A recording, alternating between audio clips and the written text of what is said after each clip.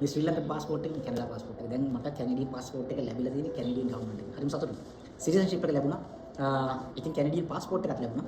මේ අද මගේ පාස්පෝර්ට් එක ගැන කතාව තමයි අද කියන්න යන්නේ. හරි. එහෙනම් අපි බලමු මේකේ මොකද කතාව කියලා. මේක ලොකු දිග කතාවක්. අපි ඉගෙන කතා කරමු එහෙනම්. right. නරක කාල අඳුරු පරිච්ඡේද කාගේවත් ජීවිතවල උරුමකම් නෙවෙයි. අනිත් හැමදේම වගේම ඔයාගේ ප්‍රශ්නත් తాවකාලිකයි. දෛවයේ ලිවිච්ච පරාජිතයොත් නැහැ, ජයග්‍රාහකයොත් නැහැ. හැමදාම දිනන්නේ උත්සාහවන්තයෝ විතරයි. පීඩනයට බය කිසිම කෙනෙකුට දිනු වෙන්න බෑ. දිනු කියන තෝර ගැනීමක් ඒක තෝරගන්න නම් එන ඕනම පීඩනයක් දරා ගන්න ඕන දෙන්න. ගොඩාක් භයානක පුද්ගලයන් වන්නේ ඔවුන්ට අපහාසයක් වන විට පවා සංසුන්ව ඉන්න අයයි. ඔවුන් කලබල වෙන්නේ නැහැ. අහඹු පහරවල් නිසා ඔවුන් දන්නවා කතා කරන්න ඕන අවස්ථාවක් නැති අවස්ථාවක්.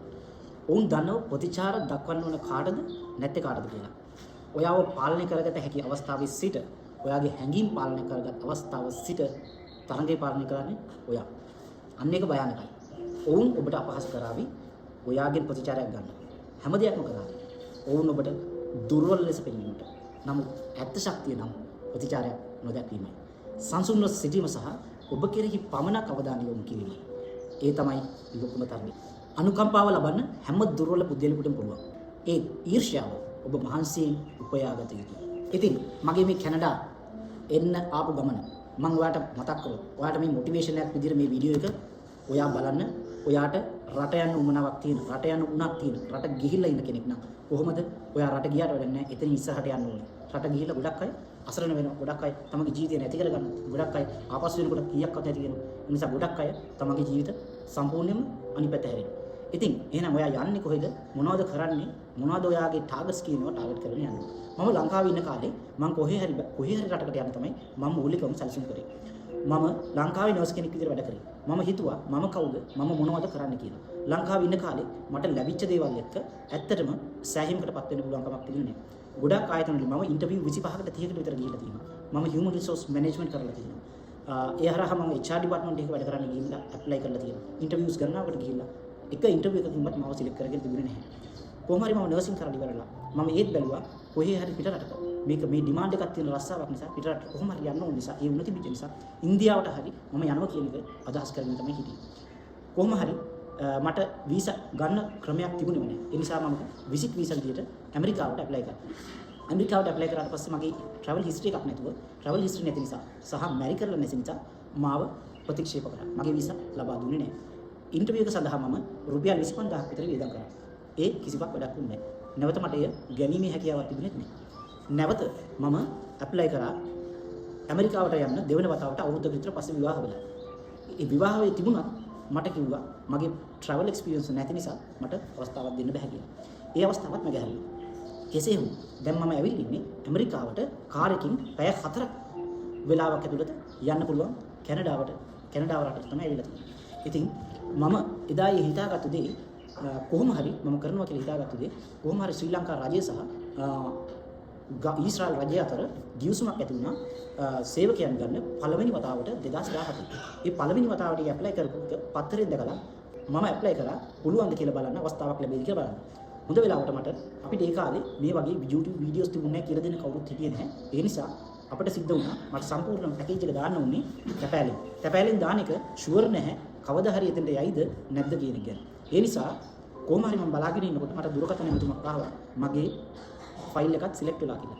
එයාම බැලුවාම එතන ඉඳලා මම දැනගත්තා මගේ ප්‍රොසෙස් එක දැන් කොහොම හරි කරගෙන යන්න ඕනේ කියලා. එහෙම කරගෙන ඇවිල්ලා මම ඊශ්‍රායල් රජයට ගිහිල්ලා ඊශ්‍රායලේ වැඩ කරා අවුරුදු 4මාරක්.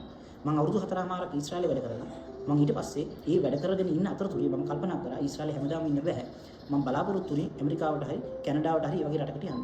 ඉතින් මම එතනින් හම්බ කරගෙන මගේ ටාගට් එක වෙන්නේ මම අඩිතාලම තියලා මම ආවා කැනඩාවට.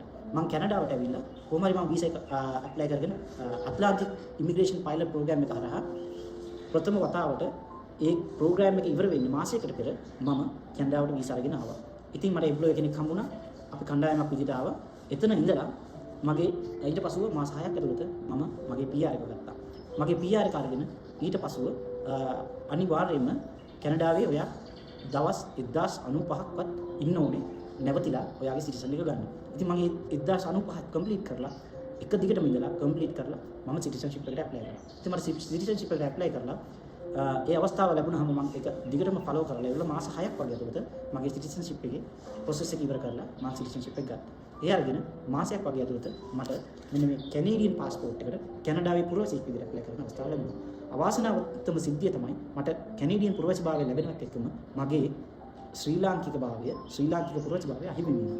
ඒ වුණා මම නැවත ලංකාවට ආපු දවසක මුදල් දීලා මම නැවත ශ්‍රී ලංකන් සිටිසන් කෙනෙක් වෙනවා. එතකොට මම ඩුවල් සිටිසන් වෙන්නේ ඒ අවස්ථාවේ. ඔබට පේනවා ඇති මේ පාස්පෝර්ට් එකේ දැනට ස්ටිකර් එකක් තියෙනවා. මේ ස්ටිකර් එක මම හරිම කැමතියි මේක අලවගෙන ඉන්න. මම ඊශ්‍රායලයට එන්න කලින් මට ඉංග්‍රීසි ටෙස්ට් එකක් කරන්න සිද්ධ වුණා. ඒක තමයි IELTS එක. IELTS එකේ කරන කාලේ මේ අලෝපු ස්ටිකර් එක පාස්පෝර්ට් එකේ මේ පාස්පෝර්ට් එක අරගෙන ගියාම ඒගොල්ලෝ ස්ටිකර් එකක් අලවනවා. මගේ අංකයේ සහ සියලු දේවල් මේකේ තියෙනවා. ඒක ඒමම තමයි තියෙන්නේ අරලා. තවමත් තියෙන රියි. මොකද ඒක උදව්වක් වුණා මට කැනඩාවට එන්න.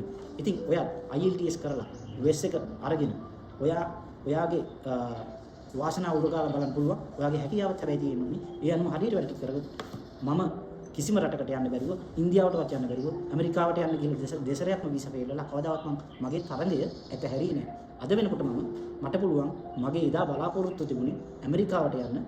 ඇමරිකාවට පැය 4ක දුරකින් ඩ්‍රයිව් කරන්න පුළුවන් දුරකින් මම ඉන්නේ. ඩ්‍රයිව් කරගෙන යන්න පුළුවන්. ඒ වුණත් මම මගේ කැනඩාවේ මේ වැඩ ටික ඉවර කරගෙන මට ඕන වෙලාවක යන්න පුළුවන් නිසා ප්‍රශ්නයක් නෑ. මම දැන් මගේ කැනඩියන් පාස්පෝර්ට් එකක් තියෙන නිසා ඒ හරහා මට රටවල් 186කට වඩා වැඩි ප්‍රමාණයකට වීසා නැතුව යන්න අවස්ථාව ලැබිලා තියෙනවා. මට එක රටකට වීසා එකක් ගන්න බැරුව හිටියේ මම අද රටවල් 180ක විතර නිකන් යන්න වීසා ලබා ගන්න ඕනේ නැති විදිහට යන පාස්පෝර්ට් එකක් ලෝකේ බලවත් පාස්පෝර්ට් එකක් මගේ අතට හම්බ වෙලා තියෙනවා. ඒ මගේ කැපවීම සහ උනන්දුව මත මට මේ ගමනේදී ගොඩක් බාධක ආවා. ගොඩක් ප්‍රතික්ෂේප වීම ආවා. ඒකකදීවත් මම සැලුනේ නැහැ. හැම වෙලාවෙම මම ඉස්සරහටම ගියා. හැම වෙලාවෙම මම කරපු දෙයක් තමයි ඒක ගෝල් එක ඇචීව් වෙනකම් මම පුෂ් කරා. පුෂ් කරලා තරඟයකින් මිසක් මට ප්‍රතිඵල ආවේ නැහැ. නිකන් බලාගෙන හිටියනම් ප්‍රතිඵල ආයෙම නැහැ. එහෙම නැත්නම් කොහේ හරි මොකක් හරි ඩොකියුමන්ට් එකක් වැරදිලා, නමක් වැරදිලා, මොකක් හරි ප්‍රශ්නයක් කොහේ හරි ඉර වෙලා තියෙනවා නම් මම පුෂ් කරන හැම අවස්ථාවකදීම ඒව අහුවෙලා ඒව කරගෙන ආපු ගමනක් වුණා. ඒ නිසා මම හැම වෙලාවෙම බොහොම ඇසර්ටිව් විදිහට වැඩ කරපු නිසා හොඳ ඉලක්කයක් තිබුණ නිසා අවසාන වශයෙන් මේ ප්‍රොසෙස් එක කම්ප්ලීට් කරලා ඉවරයක් කරේ මෙන්න මේ කැනේඩියන් පාස්පෝර්ට් එක අරගෙන. ඉතින් ඔයා මට සජෙස්ට් කරලා කමෙන්ට් එකක් දාලා කියන්න මම මේ පොත අරගෙන මුලින්ම ට්‍රැවල් කරන්න ඕන මොන රටටද කියලා. මගේ හිතේ තියෙන රට මොකද්ද? ඔයා මම ඇත්තටම කැමති ඊශ්‍රායල් වලට ට්‍රැවල් කරන්න මුලින්ම. ඊට කලින් මම කැමති ලංකාවට ට්‍රැවල් කරන්න. ලංකාවට ට්‍රැවල් කරලා මගේ සිටිසන් එක ලංකාවේ පුරවැසිභාවයක් අරගෙන ඊට පස්සේ කොහෙද ඔයා කැමති රට මම ඒ රටට යන්න ට්‍රැවල් කරන්න උත්සාහ කරනවා මේ පාස්පෝර්ට් එක හරහා. එහෙනම් නැති විදිහට වෙනවට හම්බුනේ ජය වේවා. මේ වීඩියෝ එකකින් ඔයාලට ගන්න මොකක් හරි වැදගත් දෙයක් තිබුණා නම් ඔයා මේ වීඩියෝ ෂෙයා කරන්න. ඔයාගේ තව කෙනෙකුට දකින්න එයා මොටිවේට් වෙන්න. සුබ දවසක්. ජය වේවා.